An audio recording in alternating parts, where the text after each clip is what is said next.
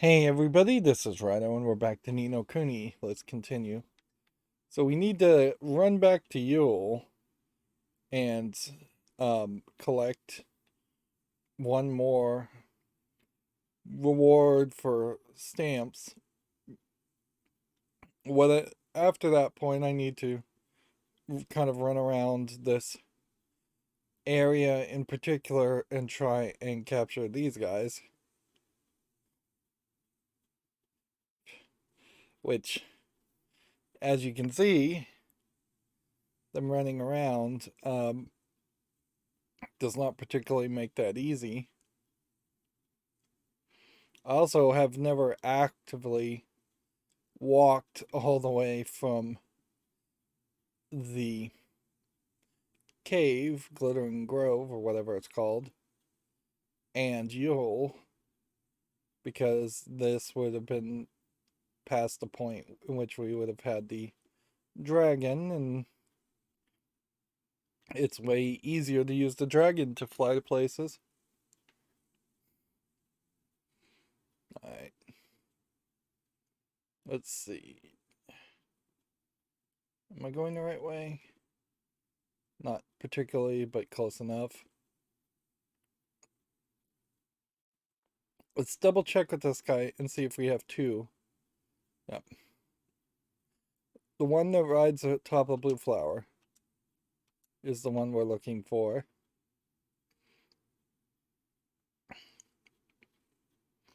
Let's see, I could trade in for a reward right now to increase the odds of capturing characters, but honestly, even doing that's kind of pointless because you're not even going to fight that many more people, it seems like. It just feels like there's 60 hours of real gameplay here, and then there's a uh, this is the one we want, drop rare and valuable items. Yeah, there must be more game, obviously, but even at that, it still does very much feel like there's 60 hours of game here and then 200 hours of grinding nonsense, or 140 extra hours of grinding nonsense that I just don't see how you're gonna make the experience match up. I think it's worth pointing out too that there's a ultimate failure here in that um, this is funny. I guess I want to target this guy.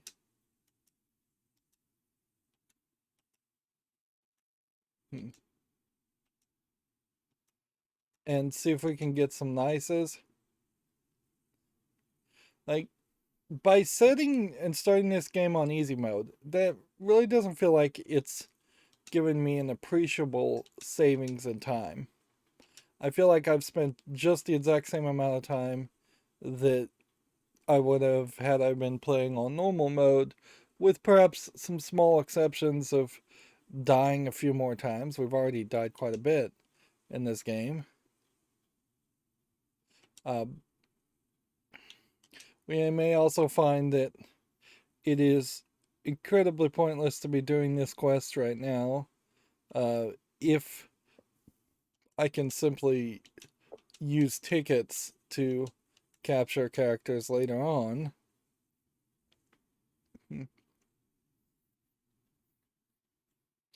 I should also point out that I was so bored of this game uh,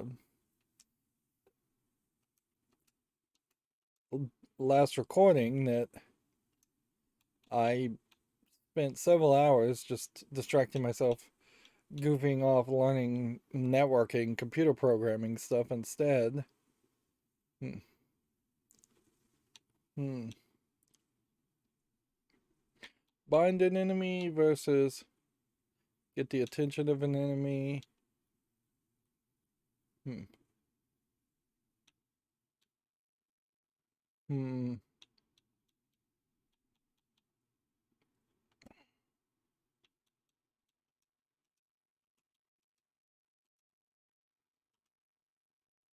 Um, but yeah, I really would like to see games when you say I want to play this on easy mode, make it a faster experience. I think really most people, when they're saying easy, are thinking faster as much as they're thinking less difficult. Um, very few people need the game to play itself. Um, Although I have found some games that do play themselves rather fun uh, for the low commitment that is, and arguably a monster Pokemon clone like this could potentially play itself, um, and that would help speed up things. But most people want some level of challenge. Maybe they don't want as much challenge as what you would get on normal or hard. What it really makes for is an argument that there should probably be a easy and hard mode for games. The middle normal mode probably should be eliminated because more often than not, if there are three tiers of difficulty modes, one of those tiers changes things so significantly that it should be labeled as something else anyways. Uh, oh,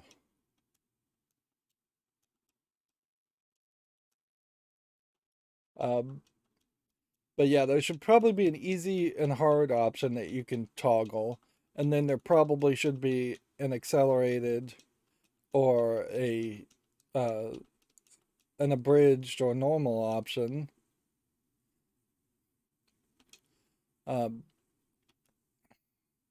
on top of that, a lot of games would benefit from like a hardcore survival option where you only get one life, and that's usually what the hard mode or the very hard mode is in many games. And a lot of times they will lock hardcore modes around behind beating the game on hard or normal first, which is kind of crazy. But also, usually when you have a game that has a hardcore mode or super hard or very hard mode, those are games that take 5 hours, 10 hours, 15 hours. They're not 60-hour games. They're not long running JRPGs. Hmm. And I guess what we'll do is we'll walk up here and then we'll um, let's just make sure we've gotten all the treasure chests, which yes we have. We'll walk up here and we'll see if we can fight through this and do a little bit of grinding, but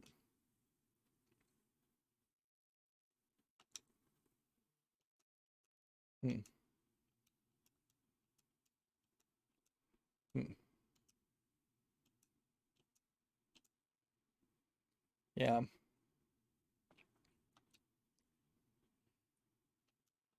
I I could do like one round trip and then after that I'm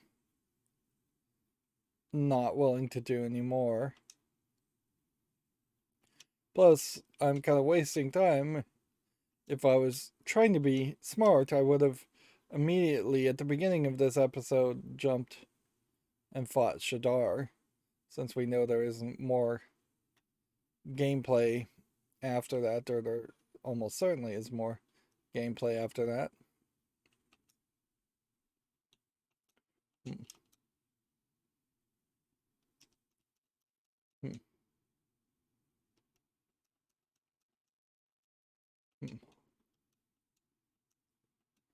these Yule creatures really showing themselves to be fairly easy to defeat, which really does limit you to the miasma swamps being the only place you could grind. And that's a specific type of character and creature. There doesn't seem to be just general um,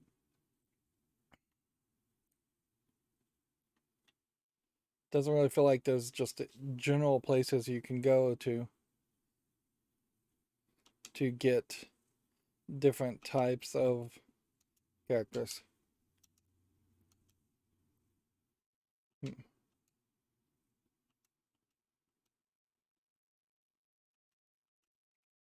Yeah, you would think if these guys are so easy to kill, it would be easier to have them infatuated and captured, but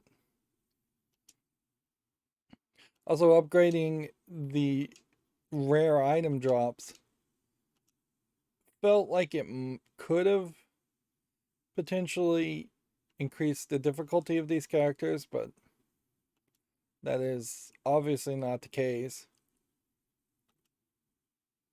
Hmm. Hmm. Hmm. Imagine a Pokemon game where you had to fight the wild Pokemon 10 times, 10 different wild Pokemon before you could find one that was even capable of being captured. They really, really dropped the ball on that concept. And it's not like there's a significantly smaller amount of monsters here. In fact, it's pretty much exactly a one-for-one copy of what the original Pokemon is. Um, about 150 characters. This game does have some unique characters that can't be captured, but I think even the original Pokemon game also had that.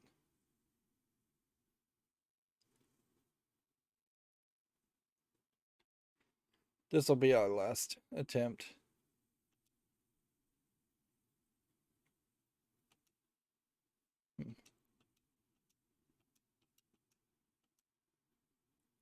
All right.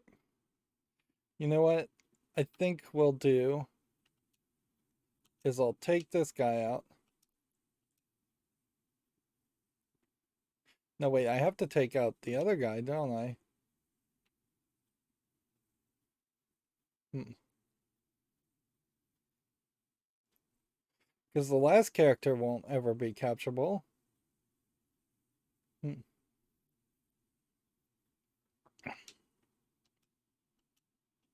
Well, regardless, not attacking and having the other people kill the characters didn't work either. Alright, fine. Let's get out of here.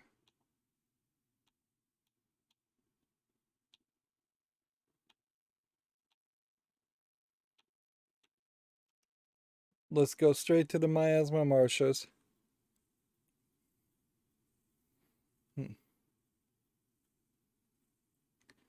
And I would assume there's no treasure chests around here except for way down there.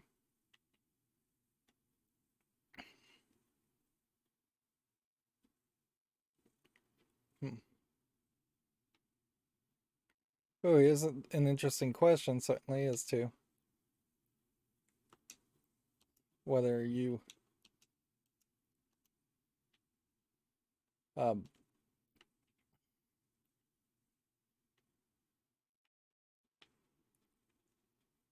like whether you're cured of poison effects. It looks like you are.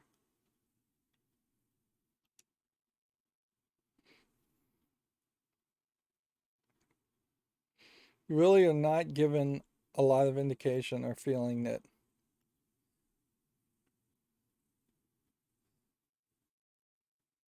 that you would.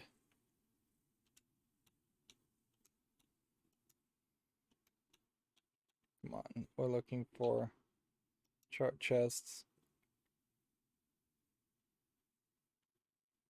Don't seem to be any chests nearby. Interesting. So we got them. So I guess I could have grinded, but also the game does not seem like it really cares if you don't grind. We have the Mornstar. Even when we fought Shadar a long, long time ago, we struggled, but we actually did a significant amount of damage to him. So I feel like you're in this weird position where this may be a very easy battle. We kind of want to see the story just move forward in a different way. We'd like some twist, not something to be expected. Wow, we get another Ghibli animation. It's been an incredibly long amount of time since then.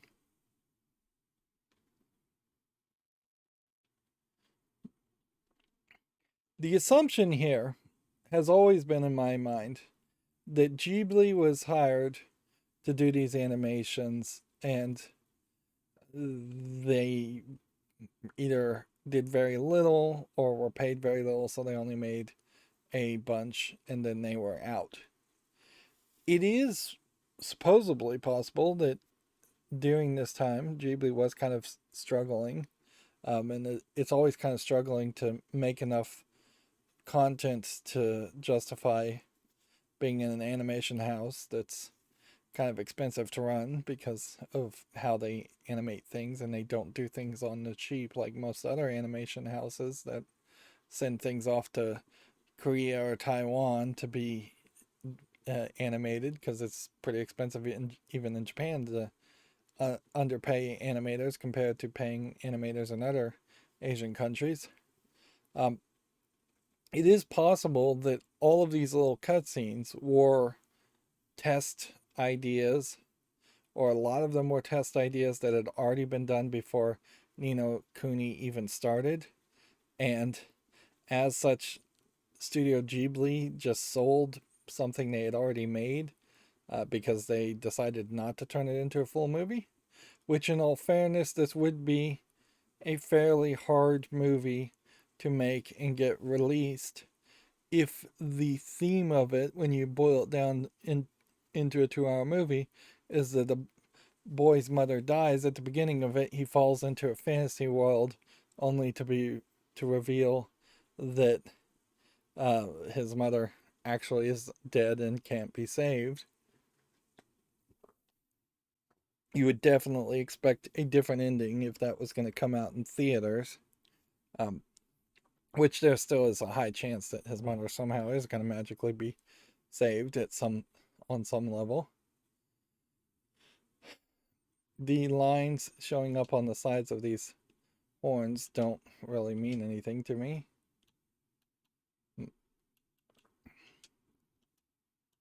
Like, it seems like it's an implication of power, and that's about it. Um, yeah, when I think about all the Ghibli movies, it tends not to be 100% interesting. Can't chart chest or seek fortune. It tends not to be a case where there's just a hero going on an adventure and the bad guy. Um, Usually, for Ghibli movies, there is a kid protagonist, and yes, they're going on an adventure, but if you think about like Spirited Away, the characters that look like they're bad guys aren't ever really just bad guys, and there's real motivation and characterization to them. Um, in Spirited Away, the parents don't get killed; they get turned into pigs, uh, and then they uh, turn back to humans. Earlier Ghibli movies, such as My Neighbor Totoro. Yes, the mother is dead, but she died off screen at the beginning of the uh, movie. Yeah. And then, yeah, it's just, there's more nuance, certainly, in all the Ghibli movies than what this story is saying or telling. This is just a generic concept. It feels like it was pitched by the creators of this game. I think it's Warehouse 13, Level 13. I think it's Level 13 is the name of the company, and Square Enix or Bandai, I forget which one, as the publisher. Certainly would make a lot of sense for this just not to be here. Also, this castle doorway and hallway does not look like the memory that we were in before. These horns were not here. It was a more narrow hallway. So if they lead to the exact same throne room, that would be weird. And I guess this is a straight up dungeon. And the irony here is there's a decent chance that we will capture some of these characters, so we have really no reason not to capture them.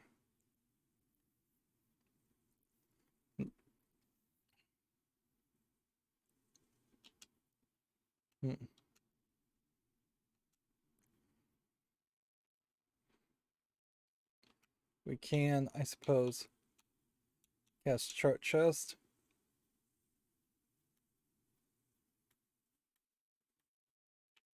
Which may not help us anywhere as much as we want.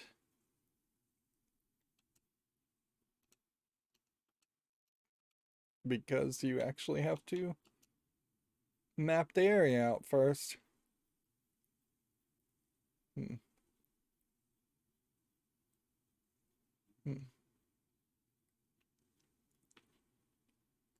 I'm gonna assume that this way doesn't fully connect.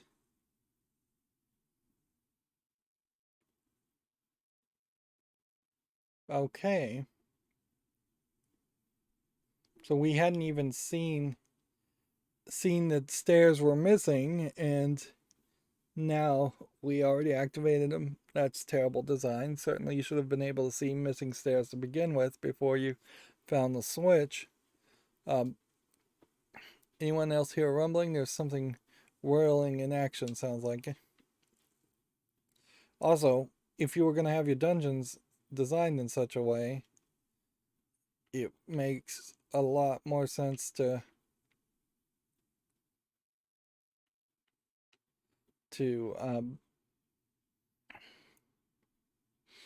have previous dungeons have interactable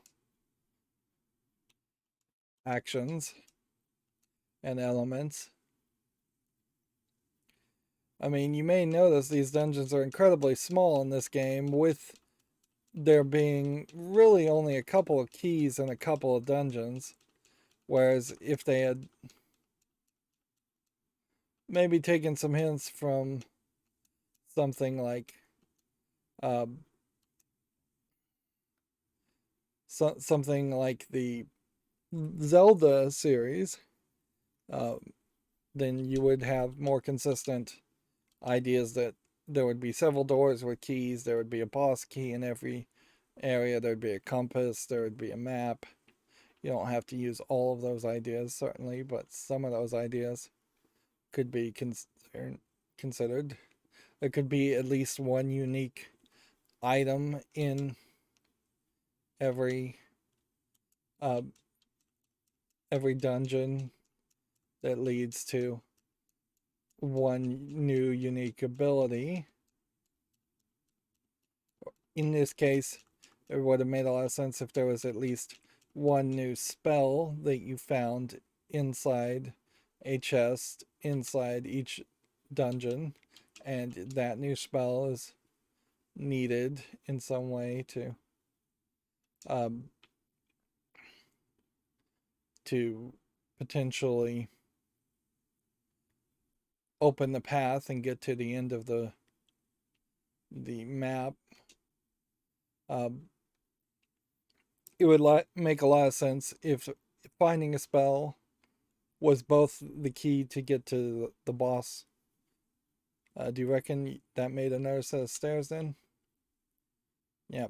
One spell being a key that you needed to get to the boss fight and being the a useful item would make a lot of sense.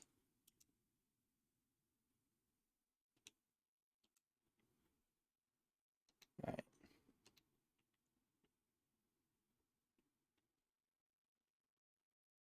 Seems like there's probably more to be done. That would make a lot of sense. Hmm.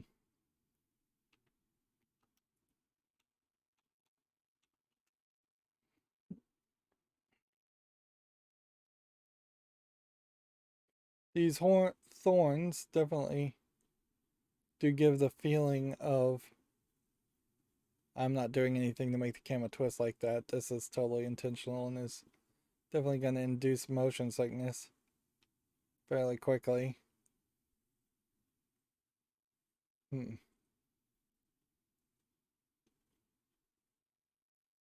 Hmm.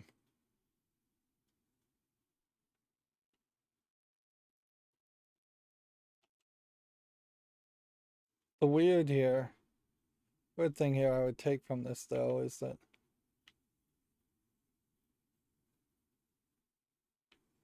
I guess there's another chest on the other side of that. Um, I don't think that really twisted all the way around. I think it just kind of tilted a little bit, but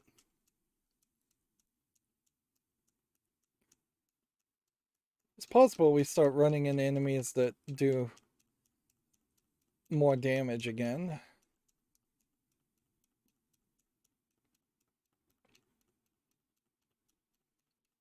Also seems very possible that unless they introduce new systems, which I suspect they might, we may have to grind through this whole area multiple times later on if we want to capture all the characters.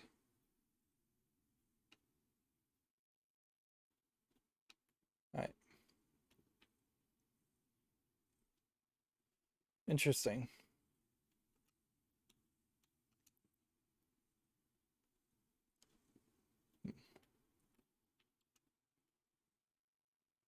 Yep.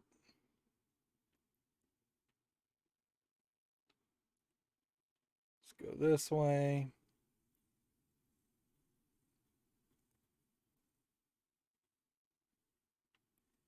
Okay, that's the doorway.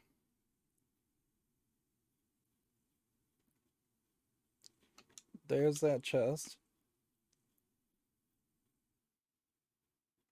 And at that point, that's where it um,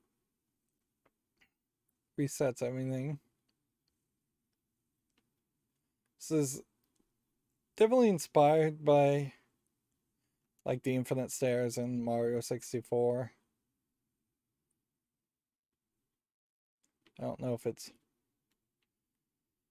particularly accomplishing the same goal of locking the content behind collecting a certain number of stars like it was in Mario 64, but it does visually certainly give a different effect and feel. I think that's something that deserves some applause. But also, if you're gonna do something like this, like I'm having trouble figuring out what buttons to even press. Now the walk because it's shifted everything around. this is something that I think needs to have happened fairly early in the game. This feels a lot like the fairy mother's stomach sequence as something that's interesting, but my concern certainly would be um, somebody gets motion sick in the middle of this. Right, and there's a green thing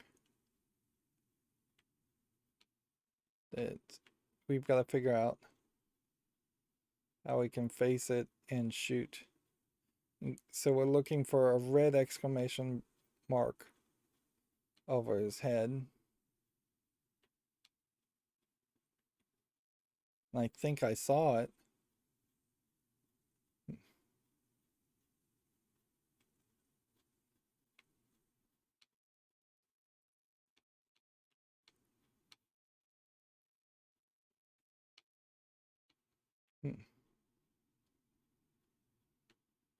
If you don't shoot it from here, then I don't know where you would shoot it from.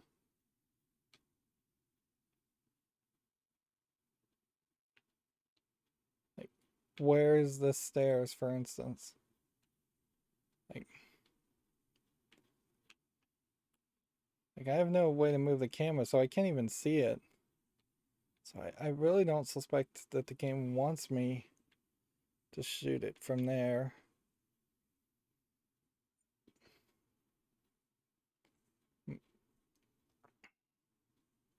See, that takes me down this way. And this takes me back this way. Which I think would imply that the green chest should be.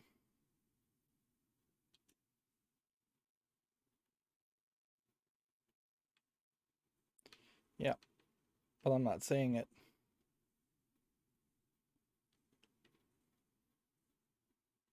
It definitely feels like this would be the end of being in this area.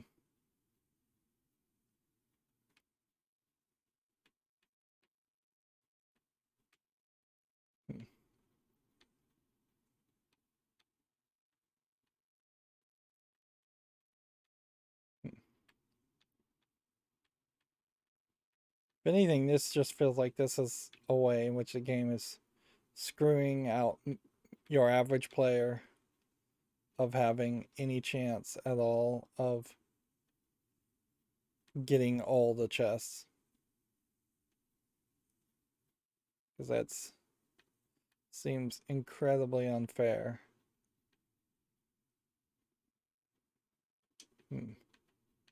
Like incredibly cruel and incredibly unfair too.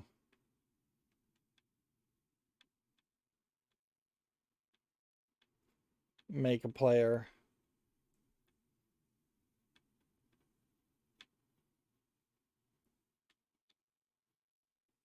have to wander through this. And honestly, I could figure this out if I could just see the chest. Maybe it is in under this angle. So it's something like be as far back this way and then face that way. We could try levitate.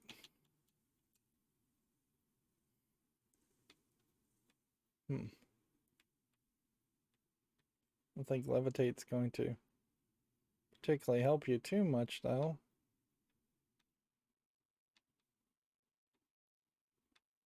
Drippy is just going to constantly be in the way.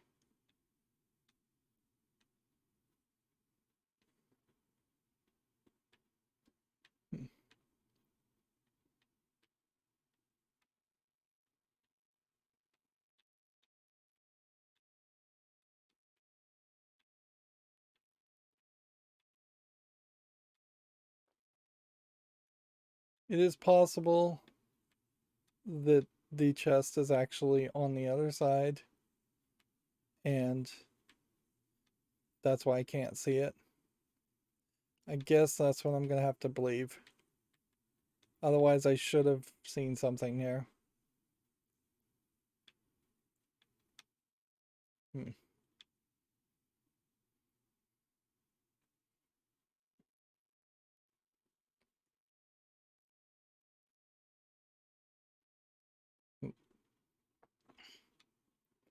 This, I suppose, is actually closer to being influenced by Harry Potter, and yeah, this really is, I suppose, a direct ripoff of Harry Potter.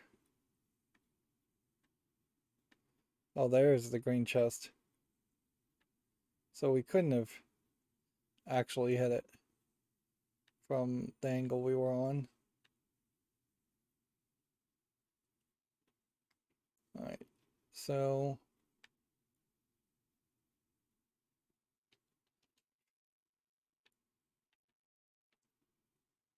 hmm.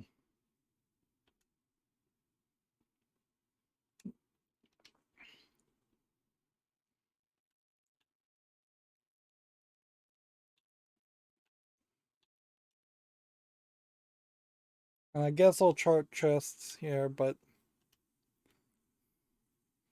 I don't want to really go too far into the depths of that and wander back in that area because that was pretty bad. I think it is also worth pointing out that we very possibly have improved. As we go down from, what is it he got equipped right now? 217, 94, 207 to more magical attack. Yeah, the Divine Dagger with increased invasion probably is better.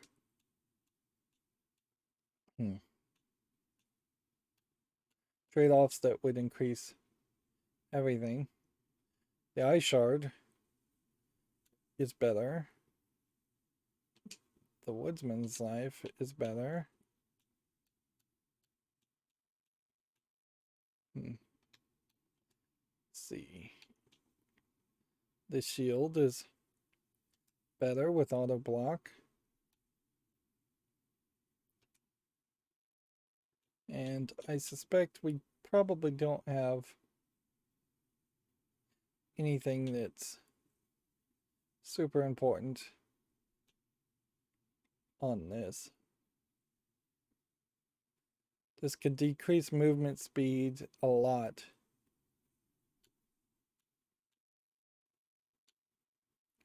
Yeah, I don't see a reason to do that for just massive amounts of damage.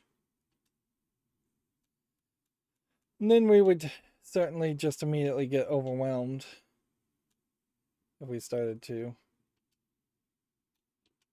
look at everything else.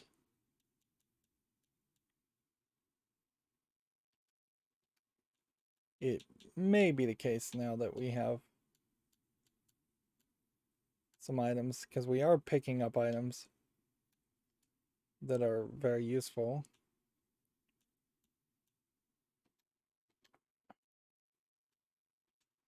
Yeah, probably not any new spears on top of what we have.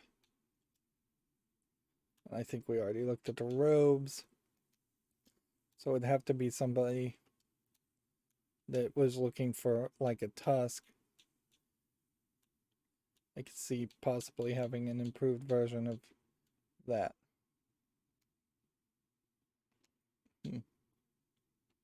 Or maybe an improved version of a cloak. This piercing fangs is 5. This could be changed to 10.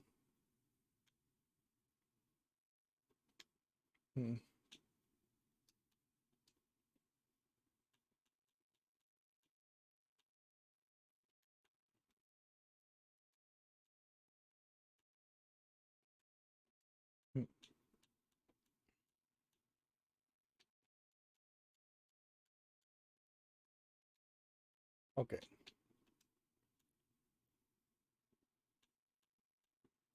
I don't think any of these other things.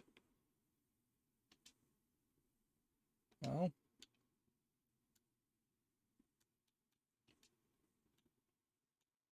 we'll double check just to make sure we've got the right things equipped.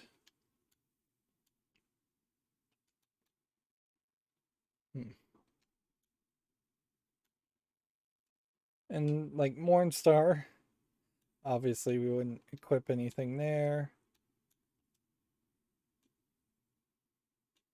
This guy can hold basically anything, so increased movement speed is useful instead of increased defense, although ideally I would want just a massive amount of defense. There you go. Decrease the movement speed, give a massive amount of defense, increase movement speed with some attack and defense. That's a pretty good one. Where, see, increase attack when HP is full. Increase attack speed. Attack speed's pretty low, so that's not terrible.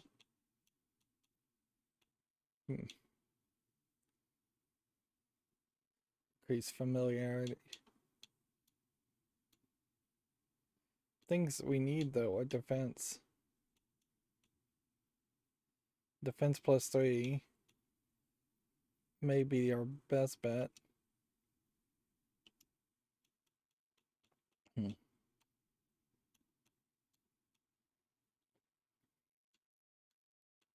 And magic defense probably is more important.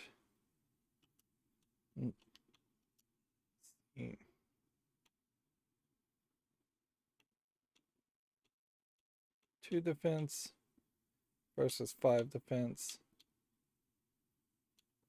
Wish I had more magic defense. Like make a bunch of these metal fortitude if I could. 1 attack, 1 magic defense. Probably not a bad idea. His attack speed could also go up.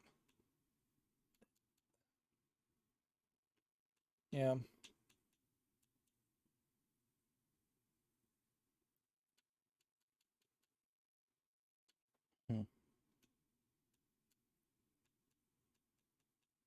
Yeah, I'll leave it at that for him.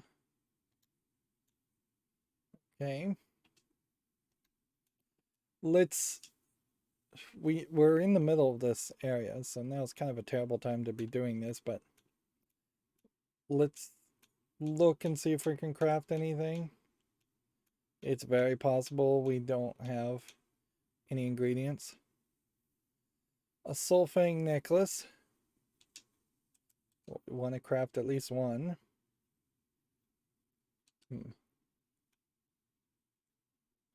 Poison Fang, we don't need more of those. Champion's Cloak.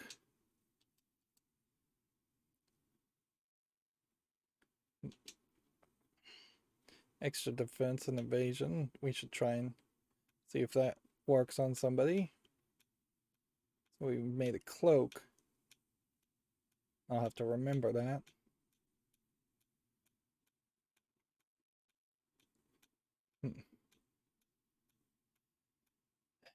I really wish there was a way to integrate the alchemy system better into the fighting system. Like if there was kind of for every alchemy thing you did, well, you know what? Probably isn't a terrible idea to make a jumbo star drop. But also it's probably not something I should do until I know I need to do it. And then these Snow White ice creams are made from the soft scoop ice creams, whereas the Tutti Frutti ice cream is made from the Ruby Ripple ice cream. So it's smart to make this upgrade. It's better to make this upgrade, but since both of these are from salted ice cream, it's just kind of a branching path situation. And the core item, that salted ice cream, is what I'm low on.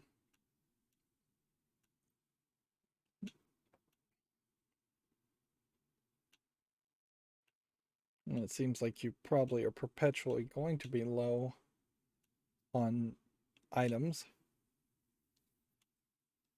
I just don't really imagine I'll fight enough people to get rewards to get a bunch of snowflakes, which snowflakes are playing a big role in crafting a lot of this stuff.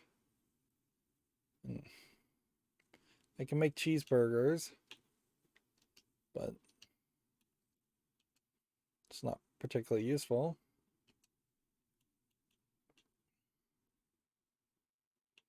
All right.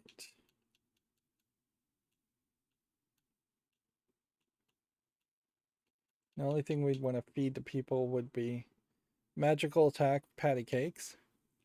So who has the magical attack high? This one does. Hmm.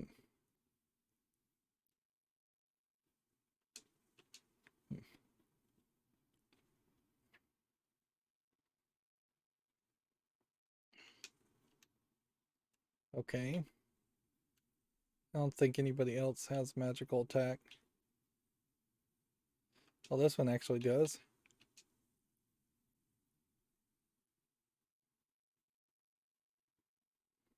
Okay.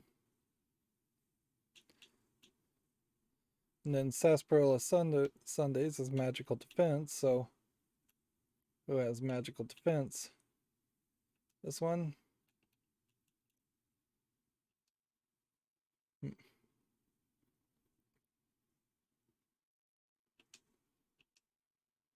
Hmm.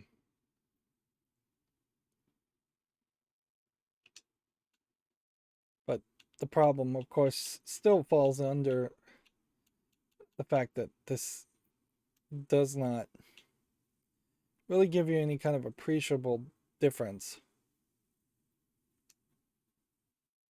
It's just odd. Hmm. Okay. Let's see if we can also give just like one chocolate to this guy to get his attack up. Fill that out. And then one flan.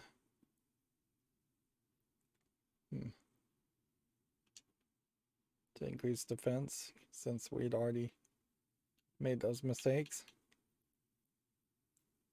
And then let's see, do we have evasion, which is this guy.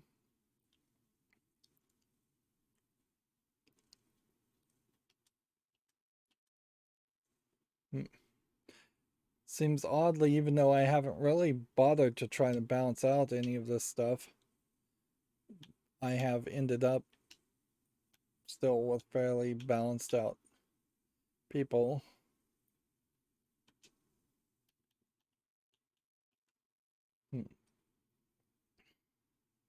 If there's 6 different types of attacks,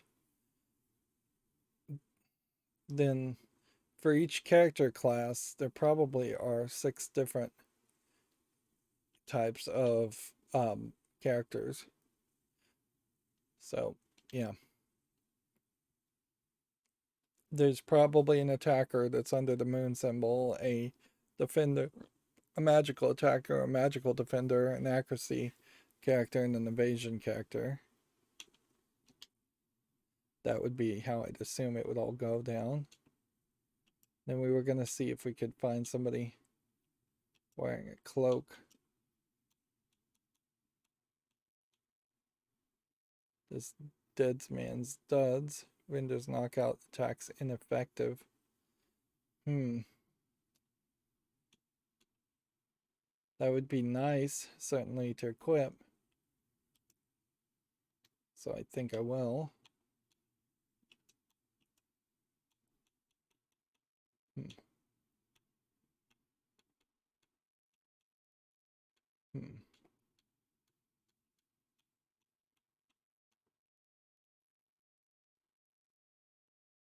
A star tunic would reduce our magical attack a little bit but increase our defense. 192, 248 would go to 198. Yeah, that's not as good of a trade-off.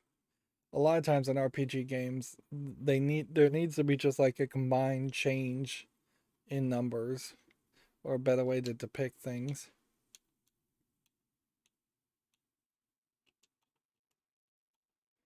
This is an upgrade,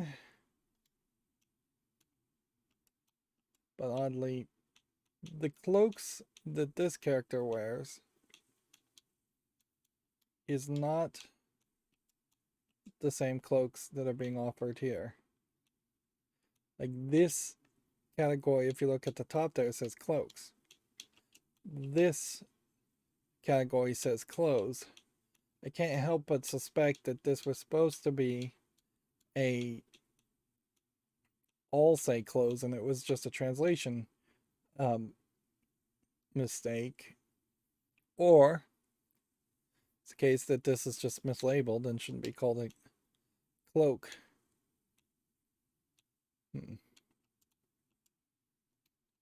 That one wears clothes. That one wears clothes. Alright, well, that's as much as we can do there. I wouldn't be surprised if... Oh, it kind of feels like the whole building is upside down. Yeah, it is. Definitely you can see a Castlevania influence in that too. I wouldn't be surprised if there isn't that much left to this dungeon. But it could be a while still. Hmm. Hmm. These guys are hitting very hard. Hmm.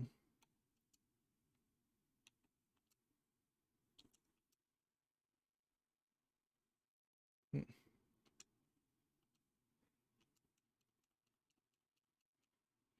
His attacks are still doing terrible.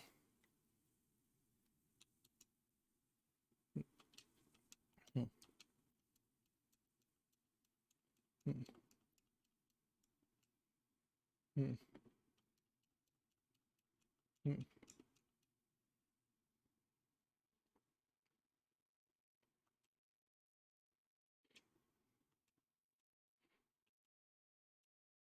Yeah. Real question as to why I just died immediately there. It seemed odd.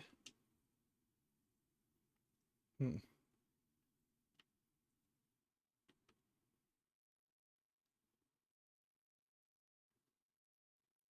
Hmm. So there's nothing in here. I don't see a chest. I don't see a switch. I don't see anything. Hmm. Let's see what happens if we try our Mornstar attack on this guy. That's like a one-hit kill. And we've now got a show shot stopper. Hmm. Although his showstopper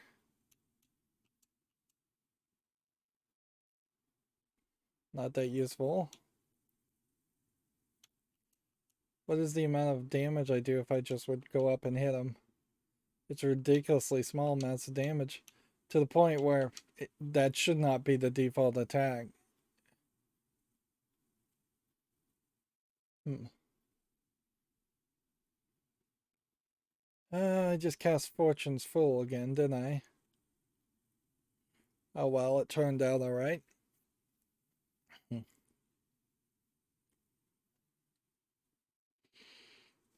We're still getting about 400 XP, which is what we always got. About 500, 600. We're getting crown berries as a element that you could craft with. Alright, so the treasure chest is up there.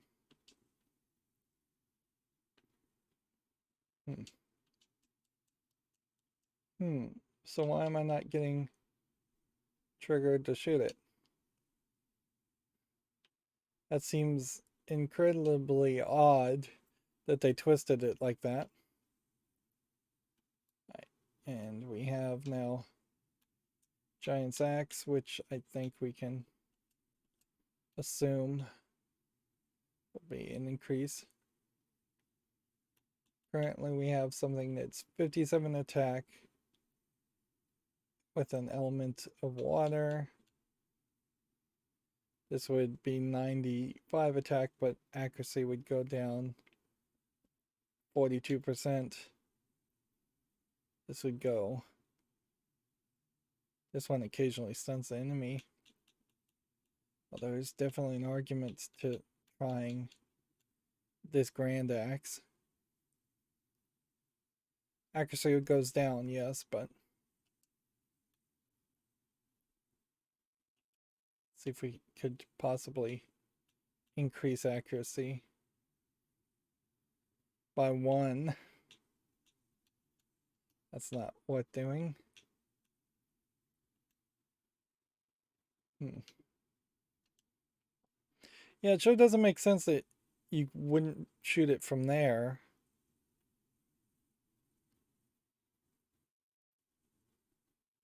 You can see that this whole castle is falling apart and being destroyed. But I don't expect that means we'll see a different version of this castle later. And I don't really feel like this is Xanadu or where the Queen Kulan was in charge.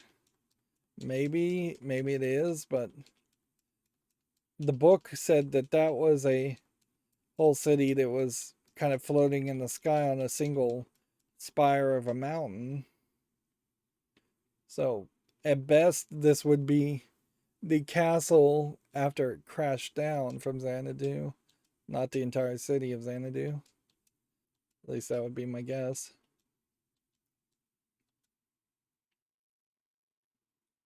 Right.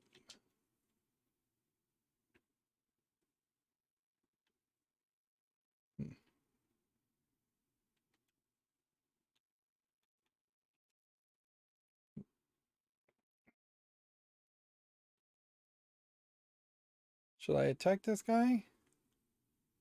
I guess I should.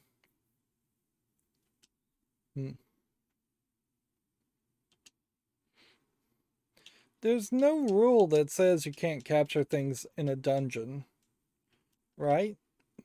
I don't know. Seems odd that we would have all these fights and not have a single opportunity to capture a single familiar.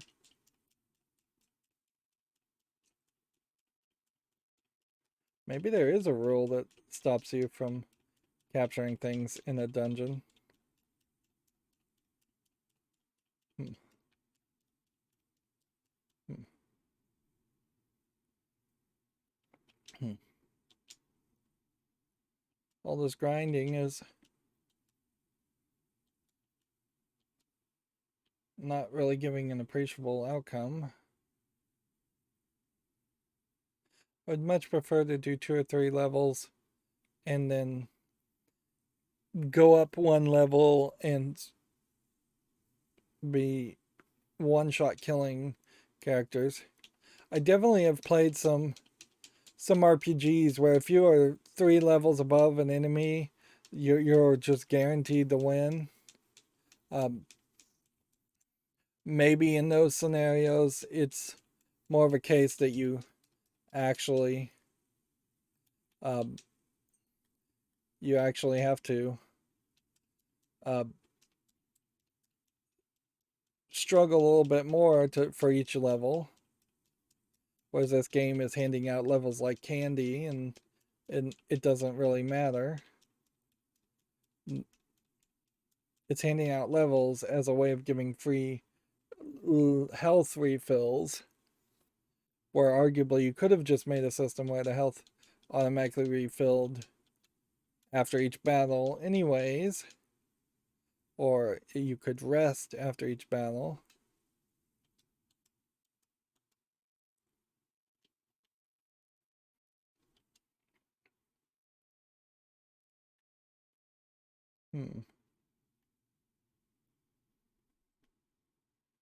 So that's the way we're supposed to go.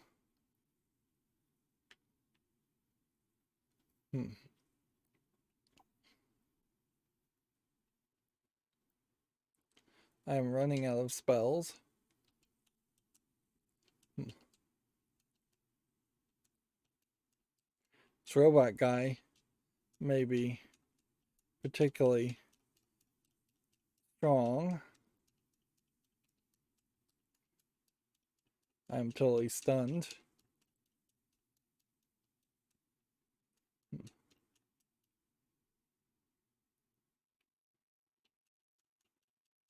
Hmm.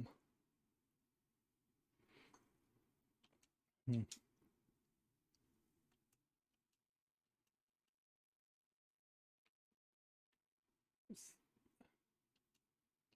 See what's behind this door. It's just another switch, making another set of stairs. Something tells me there's a new set of stairs around by here. You best have a look. That may have been our last. Yep, that very well may have been our last 4 magic points.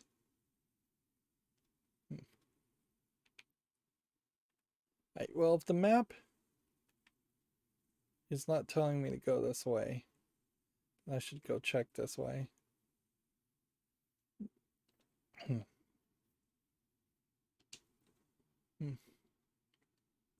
And if I knew I was low on magic, I should have taken that to heart more. Hmm. Hmm.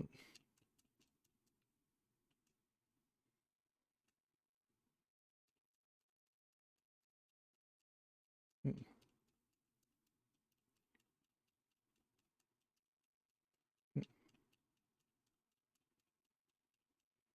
Yeah, the game felt a little frame ratey there.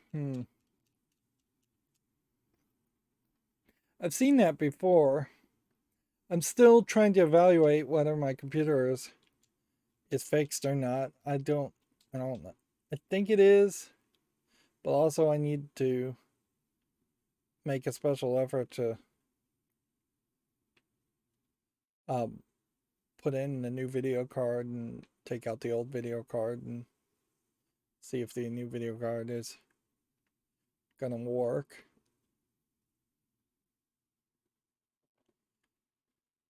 And honestly, I wouldn't be surprised if there is an occasional stutter in this game, just on my old video card in particular, because of the video card, the 970 GTX, just being not really capable of handling very high settings and a bunch of particles and effects. There is quite a bit of particles and effects here, particularly compared to like the first Pokemon games that had none of that. But yep, you have these transparent orbs around the characters that indicate who is controlling which, or whether it's a good guy or a bad guy, when honestly it would have made more sense to simply have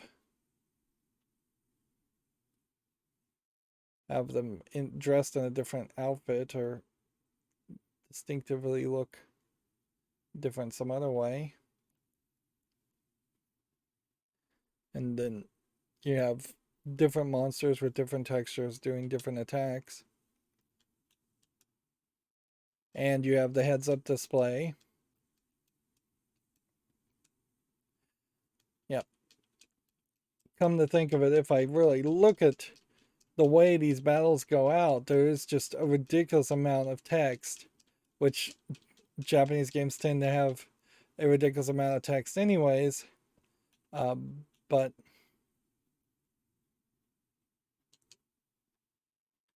um,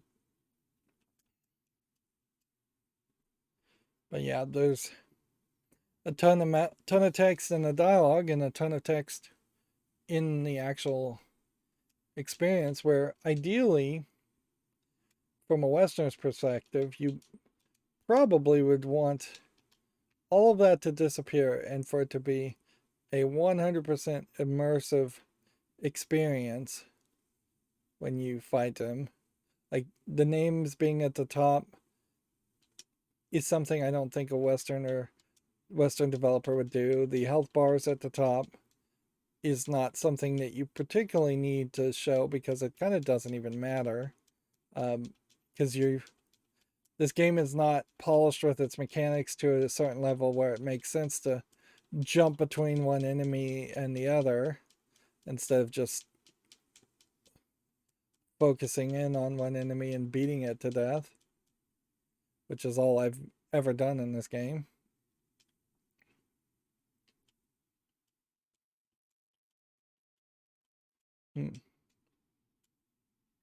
Yep. Japanese game developers, JRPG developers in particular, just love to fall in the minutia. Let's see if this Radiant Blade helps.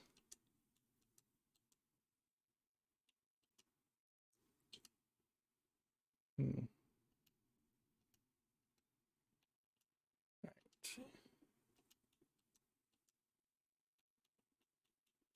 Radiant Blade would be restores HP when it damages an enemy. Alright. Let's find something else that uses a blade then.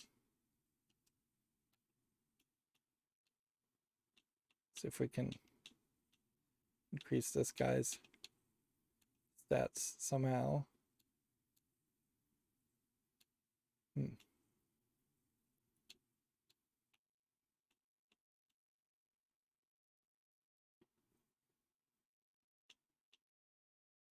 What we have right now increases magic damage and accuracy so much better than anything else. I don't think it makes sense to change it. Nobody else even has a blade. Yeah.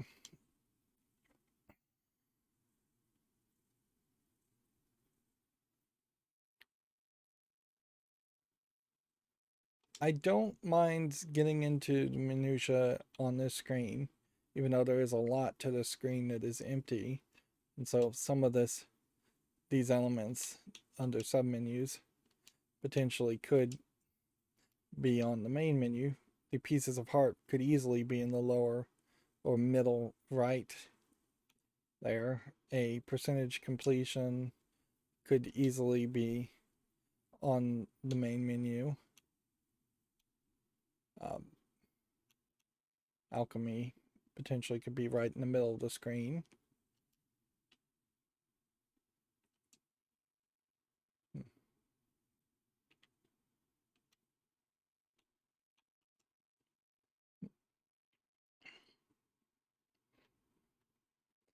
fact that this dungeon is giving you so much in items really does indicate that they feel like they haven't really helped you much. Hmm. Yeah.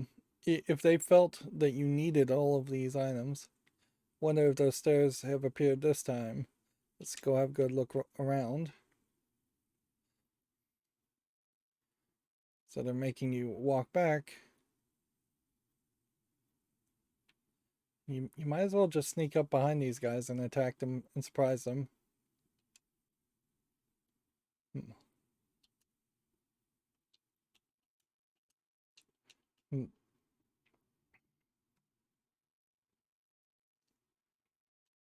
It may also be slightly a case that the previous dungeons had has slightly more chests than you would have thought, because you wouldn't have had the ability to unlock those chests with the magic spring lock and not having the Morn Star, whereas this dungeon, all the chests can be unlocked in one go.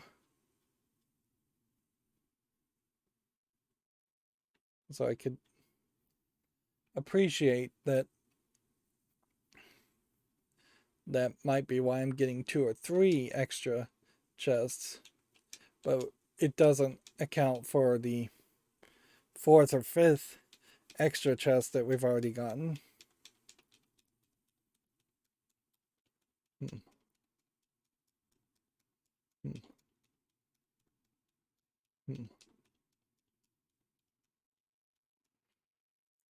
And doing all of these fights in a row. Yep, that was just a knockout attack.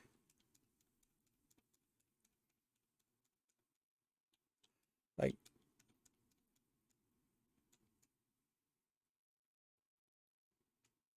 like doing all these fights in a row really highlights how I'm really only using 3 characters, and the other 6 are unnecessary extras.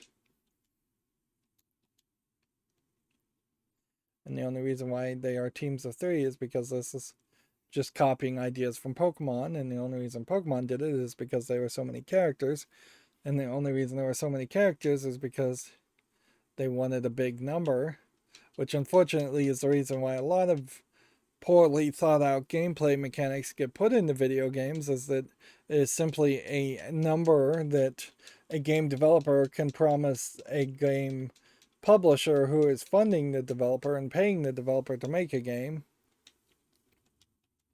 Like, a game developer can't usually go to a game publisher and say, we're going to make a good game, and we promise, please give us $1 million to make this game, or $5 million or $10 million or whatever amount. The publisher is going to say, we've got to make some actual number metrics and some statistics and numbers and benchmarks and goals. So in the development of a game like Pokemon, Game Freak was probably told that they had to make a certain number of unique creatures, unique Pokemon per month. Um, like, and there would have been a total number that would have picked up, that they would have negotiated for, of 300, 150, whatever. Hmm. Hmm.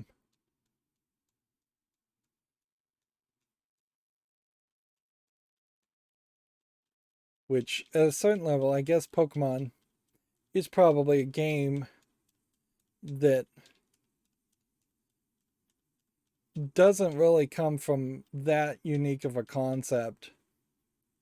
There was other mascot style animal characters, and Japanese kids certainly would have already been fairly familiar with the idea of collecting Japanese beetles and even fighting Japanese beetles. Um, which is where I'm sure a lot of the ideas and concepts came from.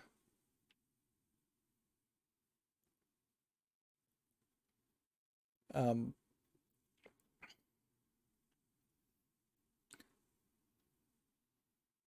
Nature walks and uh, looking at animals on nature walks is a fairly common thing in Japan, well before Pokemon existed. What Pokemon doesn't have is a particularly interesting or unique story to it. It's a very simplistic, child friendly story of Red in the video games or Ash Ketchum in the Pokemon anime and manga wanting to be the very best Pokemon trainer um, and honestly not even really having an ambition to collect all the Pokemon that exist. Um, Ash Ketchum or Red, neither one of them really ever stated the goal of gotta catch them all. That's something that I'm sure they added later in it to advertise it. Hmm. All right, so this is the hallway we remember, but nothing particularly unique happens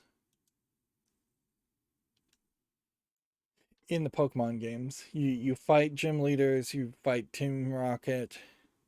There is in the first generation maybe the slight conspiracy of Mewtwo being cloned. Um, but that's pretty much it. Like you fight your rival in the game. There's way more story in the Pokemon anime, and even at that, it's still not really that much story. If you were to try to retroactively take 10 seasons of the Pokemon anime and put it into a remake of the first generation of Pokemon games, you still wouldn't have that many memorable events.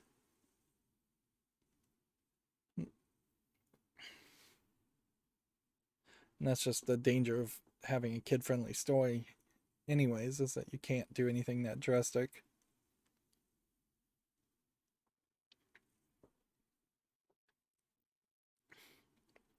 Yeah, the only thing surprising that could happen here is that he wouldn't attack you and fight you,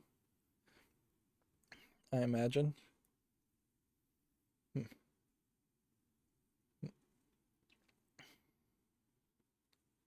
Hmm. He's walking with a cane, then he's flying.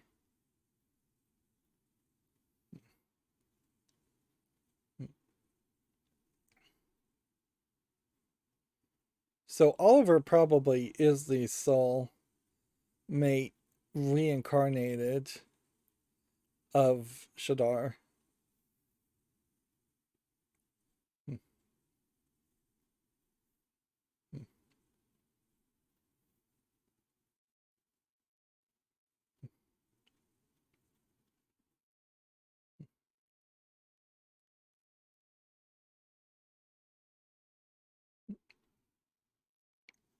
Hmm.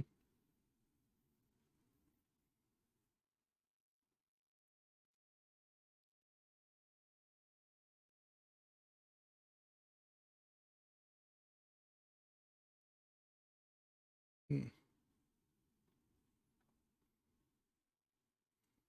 Wonder why that would be the case.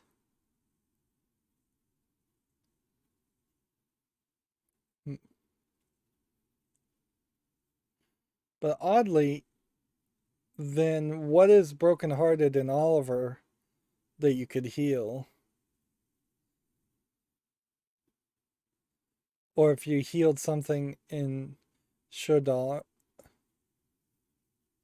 Shadar gets healed, what would happen to Oliver?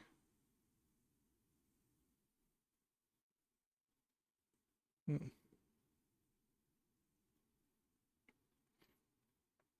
Hmm. Hmm. Hmm.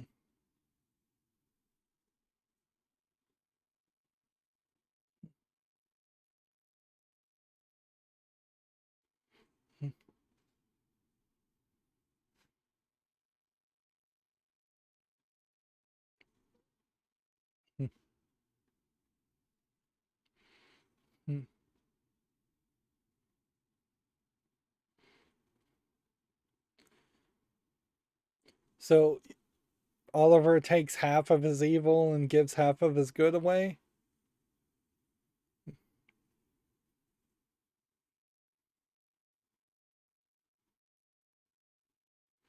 It's interesting this is all voice acted. This is way more voice acting than any other cutscene.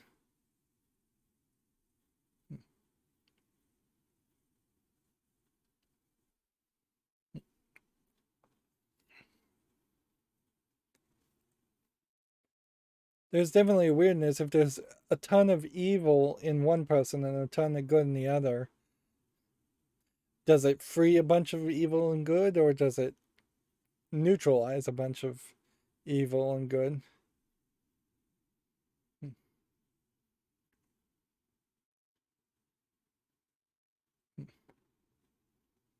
Shadar the Executor.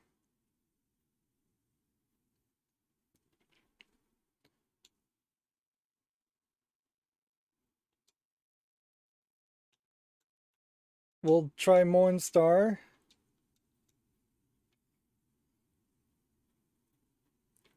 Yeah, Mornstar works fine. So we know exactly what to do.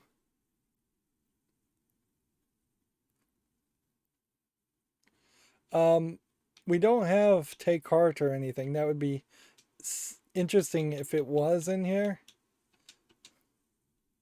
But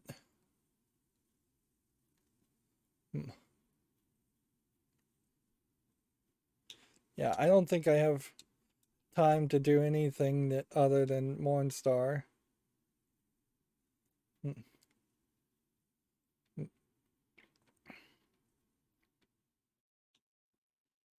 Yeah. If Take Heart was here, or if we could use Take Heart or Give Heart, that would be interesting. I don't even really see a reason to do Unleash though. They gave us Mornstar so fast.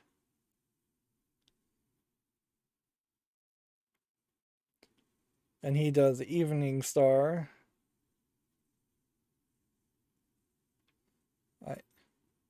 Crikey, some of this dark magic is hell of a powerful. Still, the light spells you've got ain't too shabby either. Give the water a taste of Mornstar, man. Alright, well, we had already kind of figured that out.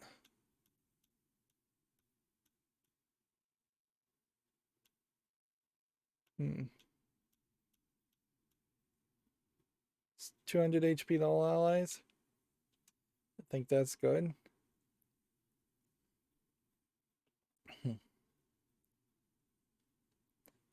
Throw in a Tidy's Tears. Who are the fairies' soulmates? I would wonder about that because we oddly have not seen a fairy soulmate at all. Which I don't know if that means maybe fairies don't have soulmates or they have different kinds of soulmates. I don't know.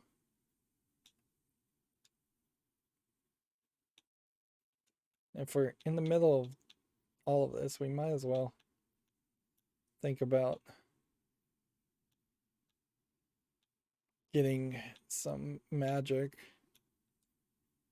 for myself.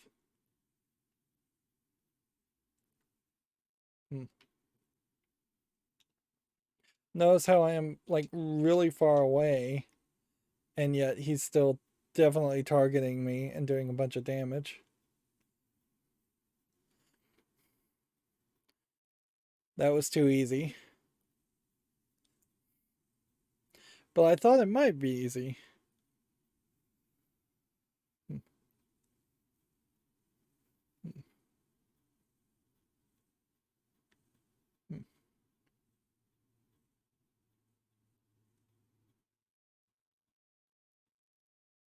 I have no idea what spell that is.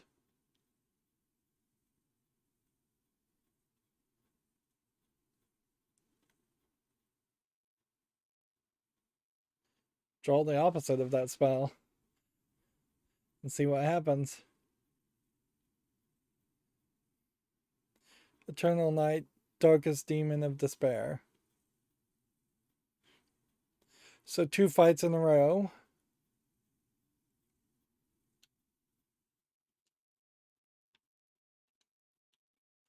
And we'll try this again.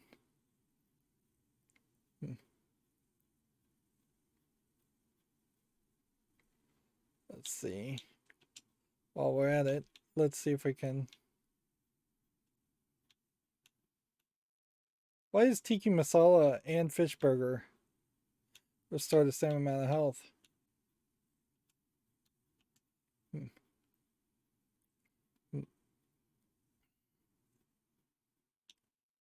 I'm not sure Mornstar is particularly the best one. Yeah, he's not really reacting to that.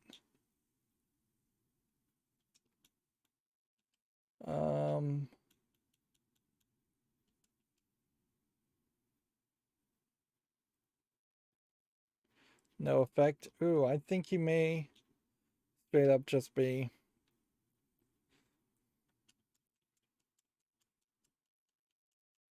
He may be immune to many spells.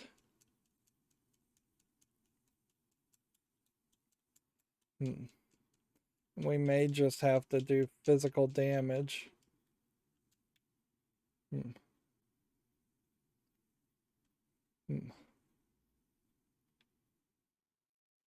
Ooh, that big swing is a flipping killer. Let's try and get your attack in first so he can't let him rip, ain't it? Alright, so we're getting tutorials again.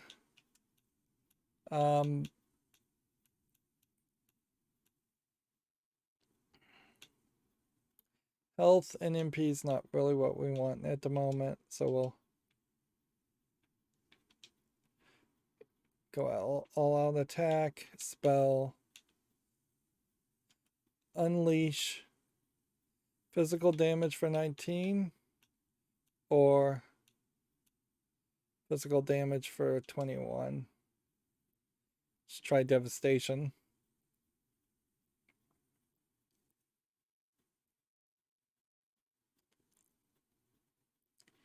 He's not seeming like he was very uniquely affected for that. So we'll try water damage. I don't really have any reason why to believe water damage would be uniquely effective on him.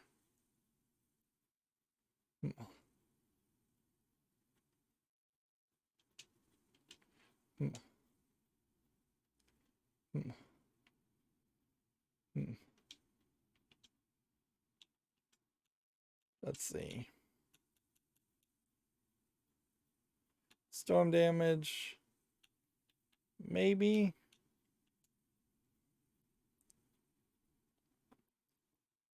Hmm.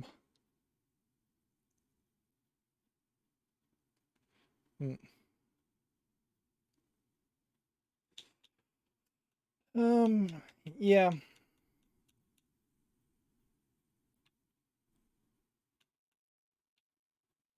100 HP and 100 MP is not terrible as a thought.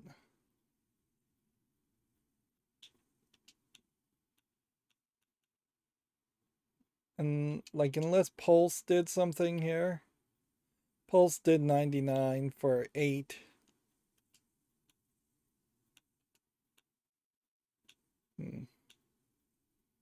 Have we tried fire damage?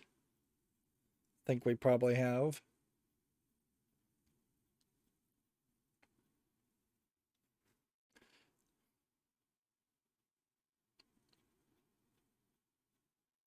I guess inherently, because you have this desire to have certain creatures that are weak to fire, earth, storm, all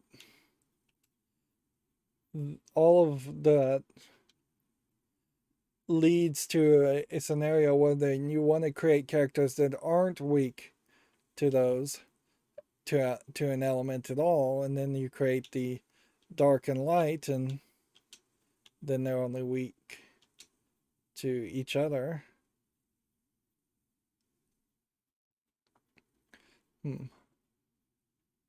Oddly, there isn't a normal character class in pretty much any RPG I've ever seen that was just neutral and not really affected by dark or light or fire or earth or water. It still isn't really proving to be too difficult of a fight. You burn through provisions. That's about the only real problem. Hmm. You burn through a lot of coffee and magic, and there seems to be no point in the playtesting that they realized that that was a mistake and that they shouldn't have you burning through magic and not capable of restoring magic. Hmm. It may have been a little too much, but whatever.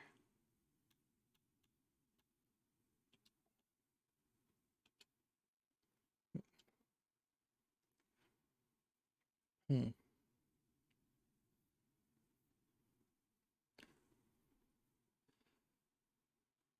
Arguably, it's kind of funny how The Witcher 3 uses a lot of the same concepts, but does it in a very different way. And you're pretty much forced into planning ahead before you're in a fight, and you always know that you're about to be in a fight in Witcher 3 when you're hunting monsters. You don't hunt that many monsters as you probably should in the game, but you're putting specific oils on your sword before the fight. You're uh, eating certain tonics and improving your stats. You're really prepared for the fight, and that's where you do all the numbers and the strategizing. And then when you actually get in the fight, you have like 4 spells you can cast at most, I think, and it's basically just attacking with the A button. It's way more action based.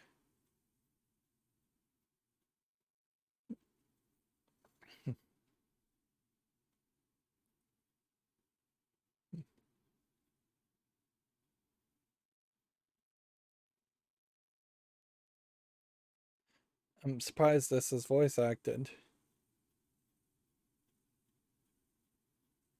Hmm. Is he summoning the Eye of the Storm again? Hmm. I kind of wish to know what his face look like and more of what his motivation or is coming from.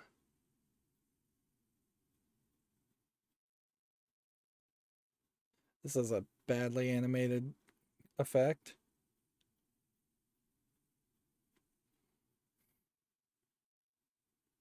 And this is definitely a bad concept too. They have 3 boss battles in a row. Shadar the Dark Djinn. Hmm.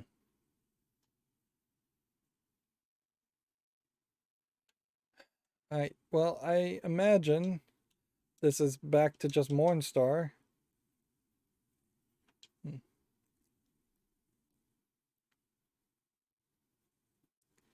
Hmm. Circles of Hell. That's a kind of example of where in Japanese that would be an acceptable name of an attack, whereas most localizers would probably not use Circles of Hell. Hmm. I should have healed Esther, but somebody else healed her, so. Oh, Knickers, Knickers, Knickers, Knickers. I've got a feeling something terrible is about to happen. You better keep your guard up. Hmm. World's End. Now's our chance for a Mornstar.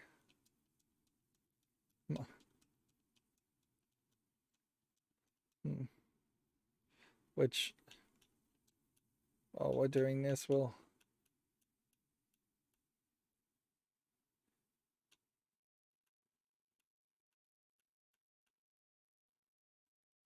$200 HP to all allies. 100 HP to all party members.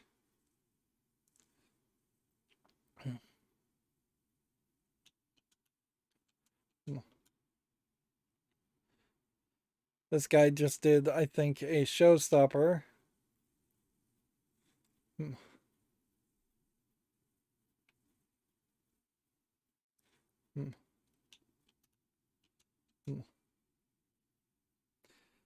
Like, we're halfway through.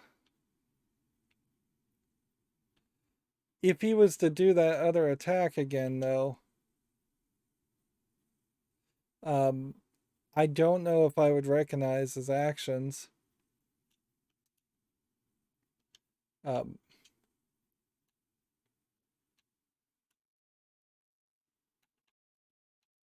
on. I could do an espresso, but I want to hold on to the espresso for later, I guess. Although, what is going to be later?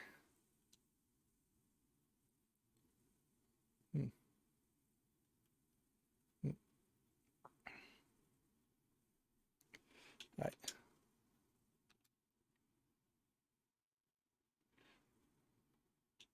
Yeah, that was not the spell I thought he was doing. You can see how he has a few different attacks that they're trying to telegraph. Oh, I didn't realize Swain was down.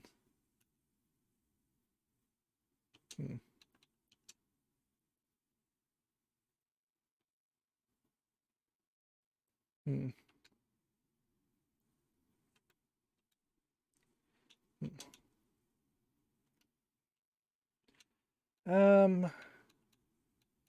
Forget it. Let's just use the espresso. Oh, I didn't realize how low his health was. Um,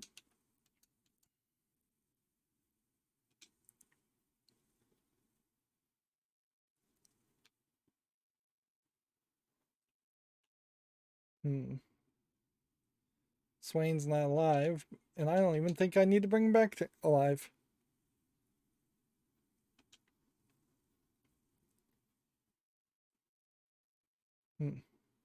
Unless there is a case where you cannot defeat him unless everybody is alive.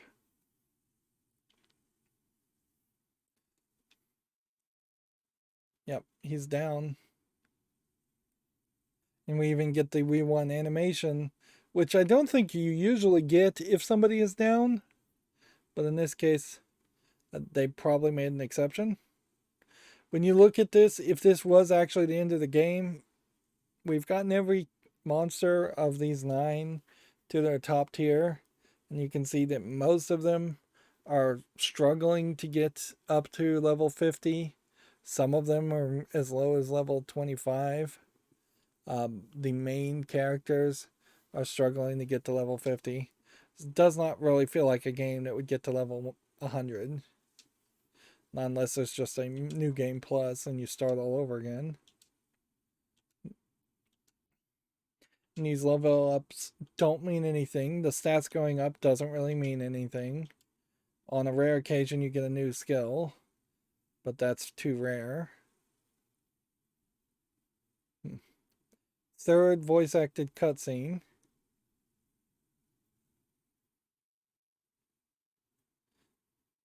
Would be funny if Oliver is out of the picture for the rest of the game.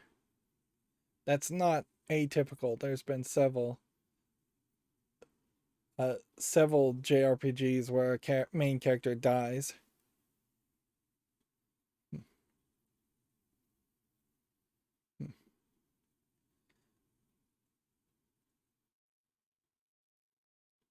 This is a new character.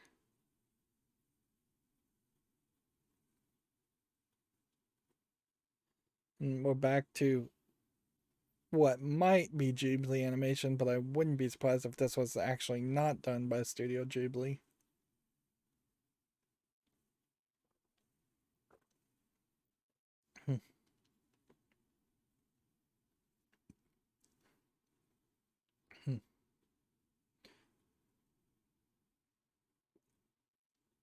So there's potentially either P or the great sage Alicia, and this character we're following very possibly is the Dark Djinn.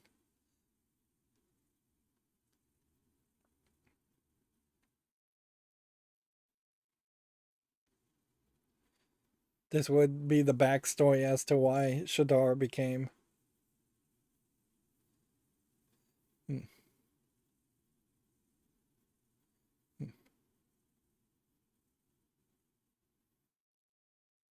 hmm.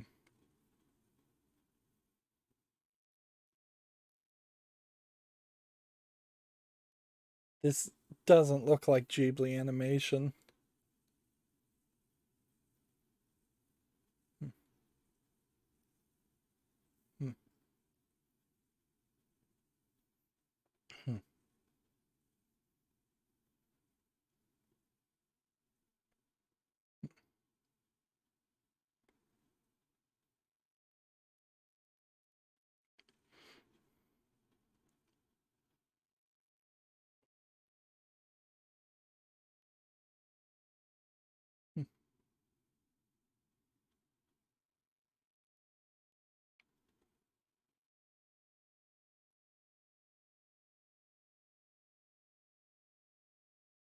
So some evil reaching up from the depths. And hmm,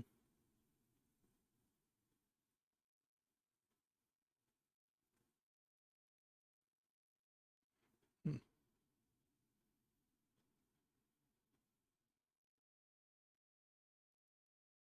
So I wonder if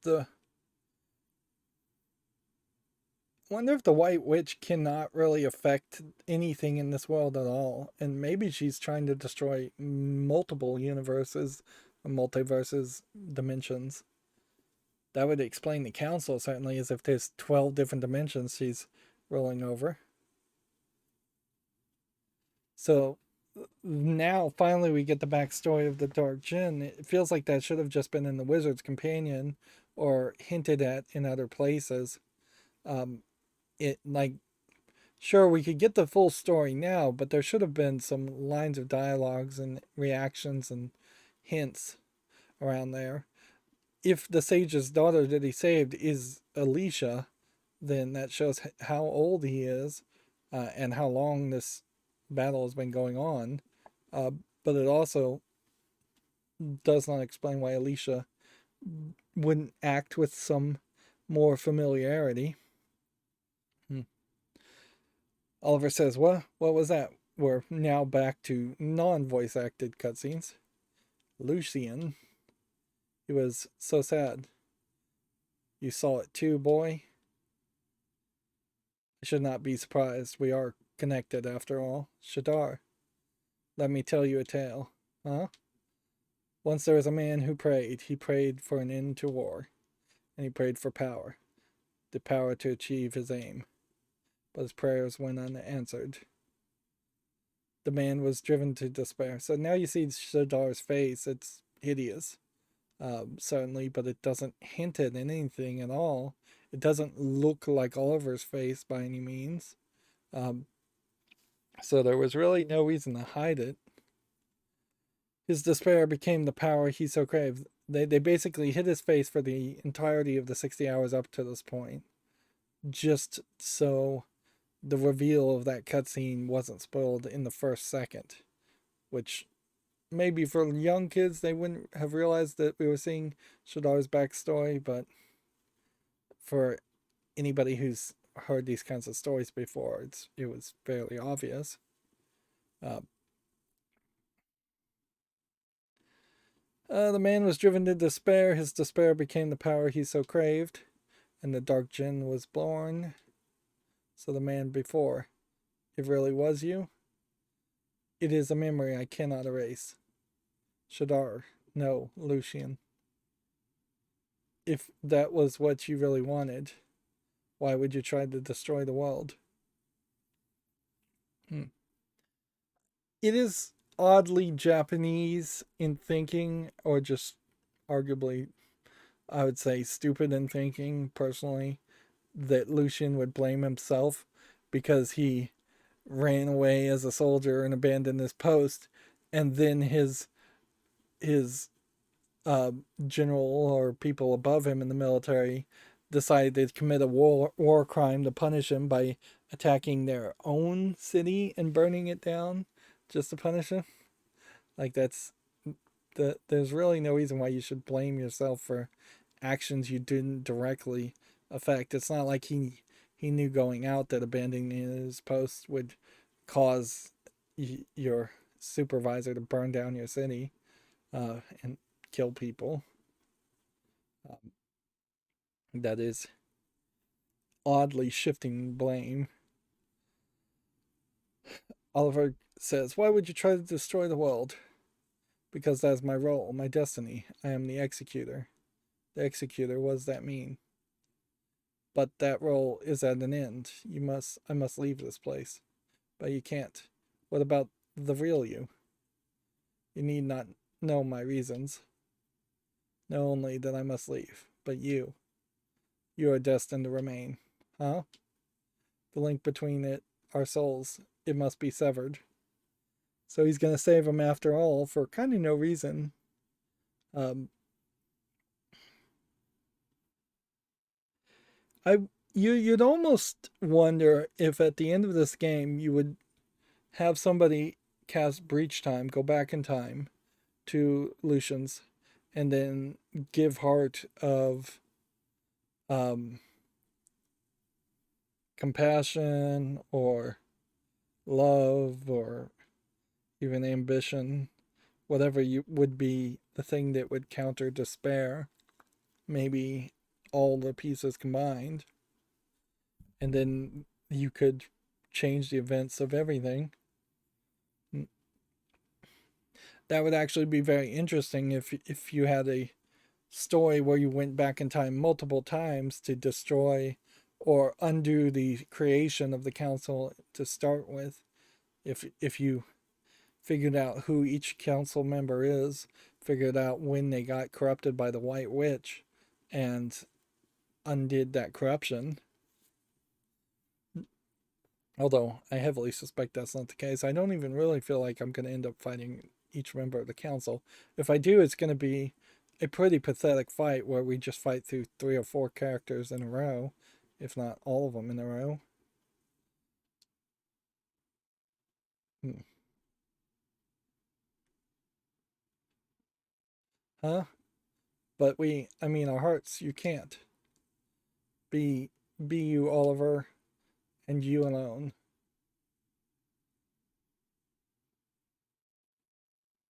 Hmm. Hmm. And they're all crying, and we're getting voice acting again, which there probably should have been more emoting like that earlier on. Hmm. Hmm.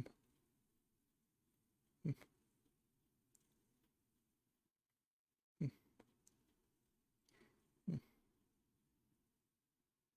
Like, there's so little voice acting that even when I hear Oliver talk, I'm surprised what kind of voice he has.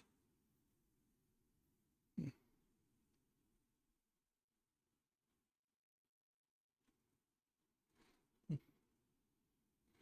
We're gonna skip all of that so we don't repeat. The Dark Djinn's the Dark Djinn's most fearsome spell has been added to the Wizard's Companion. You've received a page describing the even star spell.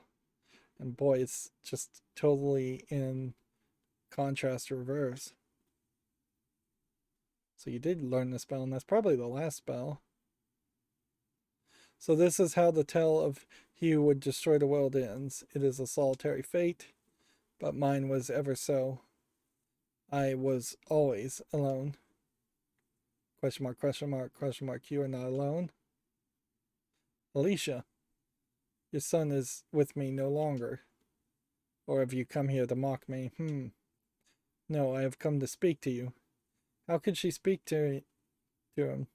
I guess maybe ghosts can do whatever they want. What is there to speak of? You know nothing. I know everything. I flew to the future.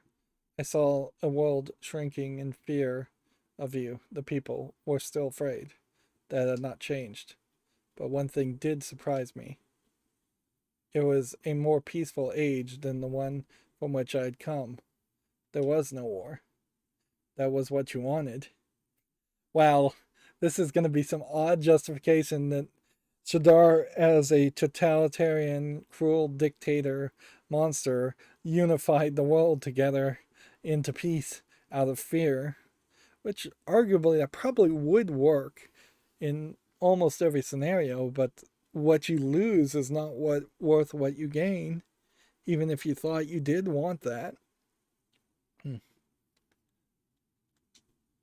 You wanted to protect our world, even after you became the Dark Djinn. You presume you do not know me. Oh, but I do know you. You saved me. You saved my life. Wow. So it's only after they died that they admit or realize that she was the girl, and you gave me this. So Shadar didn't realize that was who it was? No, it cannot be. You cannot be her. Thanks to you, I saw many worlds. You can see here, as a little girl, she had brown hair, so the green-haired girl P still doesn't really make sense. And I lived many happy, carefree days. And now I have found you again, my savior. And look, now his face is reverted to a 3D younger version, which that's a waste of animation. But that day, they caught you. No, I could not. You wanted to put an end to war, so you destroyed it all, even your own country and its people, because the war was their doing. And in doing so, you freed me. I wanted to. I knew what you wanted. I knew what you had set out to achieve, and that's why I tried to stop you. I waited so long, yet in the end it was not I who brought peace. It was the one who destroyed me. But it was not I who was destined to defeat you. It was Oliver. I cannot be forgiven for what I have done. I knew it was wrong, but despair had consumed me. I could see no other way, and then the White Witch, which Oliver still doesn't even know that the White Witch exists. Like, maybe in the memory he heard her voice, but it is so ridiculous that nobody would even know her as a character. And I can only assume that's because they added her as a concept late into development. Although, in all fairness, I think a lot of JRPGs have secret bosses and secret bosses above secret bosses. You knew? It is over now. It is? It is finally at an end? Thank you. Thank you for guiding Oliver to his destiny. How could I do otherwise? Our fates were intertwined. I must say goodbye to him. Wait here for me, my savior. It's really messed up calling the bad guy of the game the savior. Now you look at this animation. This definitely feels like Ghibli animation. And again, it's going to be really short, I'm sure.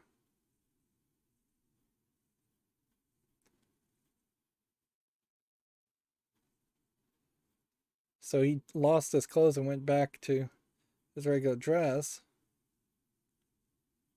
I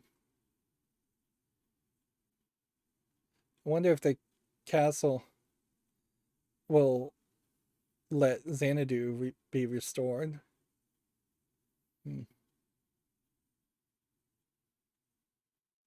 Hmm.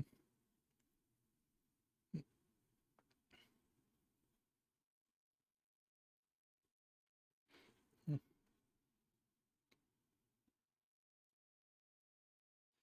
You can see in this animation style, you can do a lot more emoting, a lot more emotional effects. So I'm questioning whether the miasma marsh will be green from now on, if all the trees growing around this area is to symbolize that. Hmm.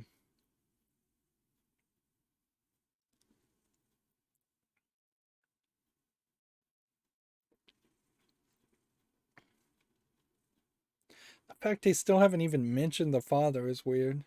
That's very Japanese, I suppose, to just have absentee fathers.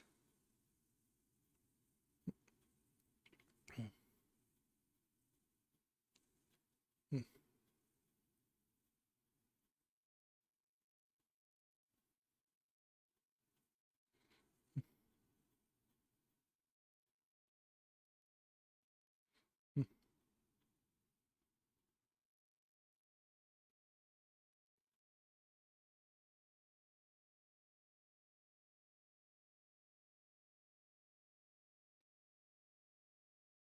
Crazy if this is the end, because then I just have to assume that the remastered part added some kind of DLC.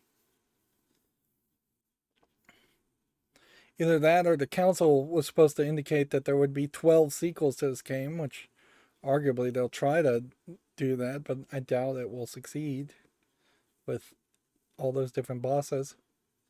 Like, I'm expecting to see credits at this point. I got an achievement. We've attained Alicia's pendant. Hmm. But I'm going to have to think long and hard if this is the end of any narrative. Hmm.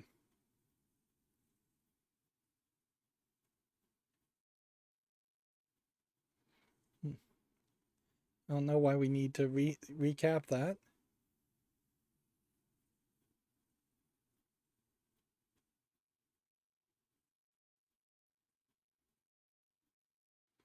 It's like he's telling that story to his mother,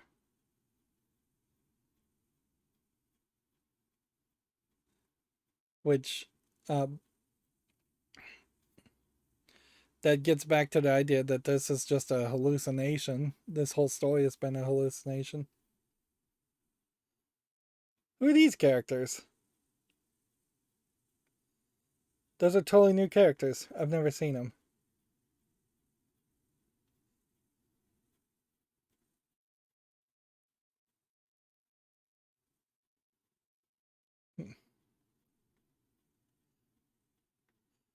Why in the world would you introduce new characters at the end of your game?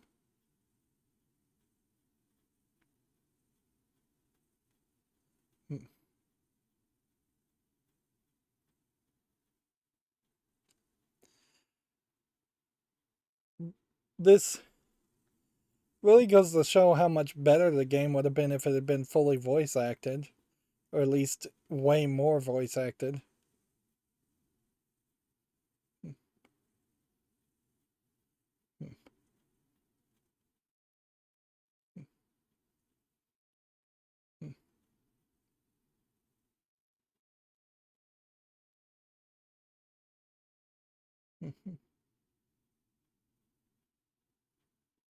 Yeah, this is once again highlighting how they really should have had more happening at Ding Dong Dell. That should have been our main city that we went back to over and over again.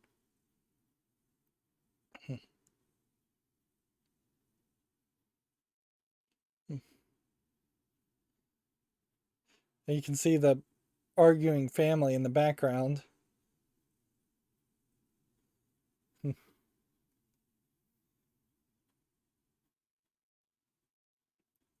Yeah, you almost have to assume that the White Witch is pretty much going to have to show up and establish herself as the new threat.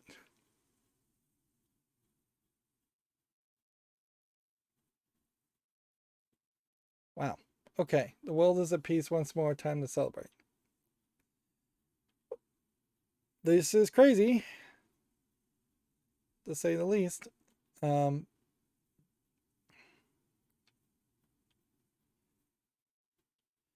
so let's do some checking here. If we go and look at all the pages, did I miss some major part of content? Is there something that is just um, incredibly easy to miss? It almost feels like I would have had to miss multiple things to have so many spells still unlocked, to have so many items that are still locked. I would almost understand that maybe I was supposed to just play around with alchemy and fill out these black out items myself, and maybe we're just supposed to mix and match to unlock all of that. But the spells, there's no way you would unlock spells. We still have these Noblia creatures, which we haven't seen anything from that. We still have the rocks, which we don't know anything about. We still have another piece of the story that we don't know anything about. Looking at the progress report, Wizard's Compendium is at 83%. The Creature Compendium is at 52%. Task completion 74%. Alchemy at 28%. We still have a bunch of hidden treasures to find, and there's still a whole nother section. So, at 56 hours, it feels like we are potentially halfway through the game. It does not feel like we are anywhere close to being 100% done with the game. You would suspect that maybe some things have changed, but no, not really. There's not a major increase in items in the stores, which that should have happened at some point. We'll go and see if there's any new effects, new errands, which there has to be new errands. There has to be more game here.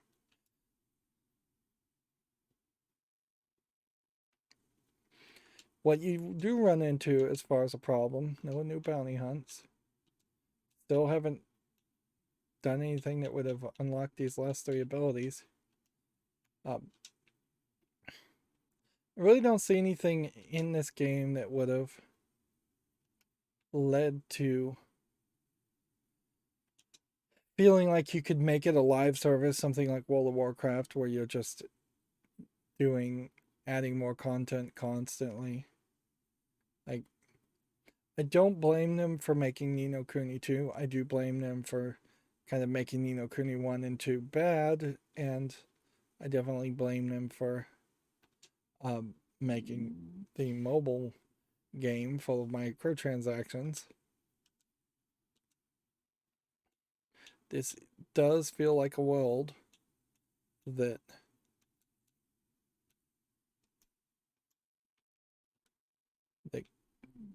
deserves to have more stories told in it. My stomach is rumbling like crazy. Alright. My concern here is unless there's like some options, I don't know how you get to the options. It would be down here.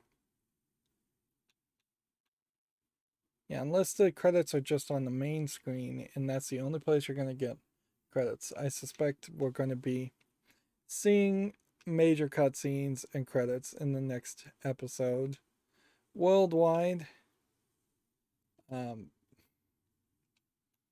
there's really not a lot that we can say we see. I think the trees are still marked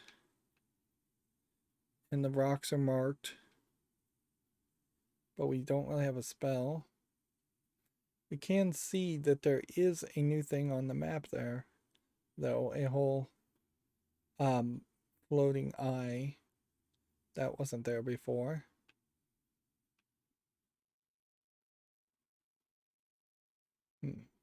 So there's got to be more game, but I won't start another cutscene here. That'll be it to this recording for this recording, and it isn't it almost certainly for Ni no Kuni, although there is a possibility that we're much closer towards the end than I think, because if there's a certain point where it's really just telling me to run around and that there will be no more narrative and that I should just collect familiars for the fun of collecting familiars, I don't think I would do that. That core gameplay mechanic is going to be the bottom that drops out of the desire to play this game. Anyways, that's going to be it for this recording.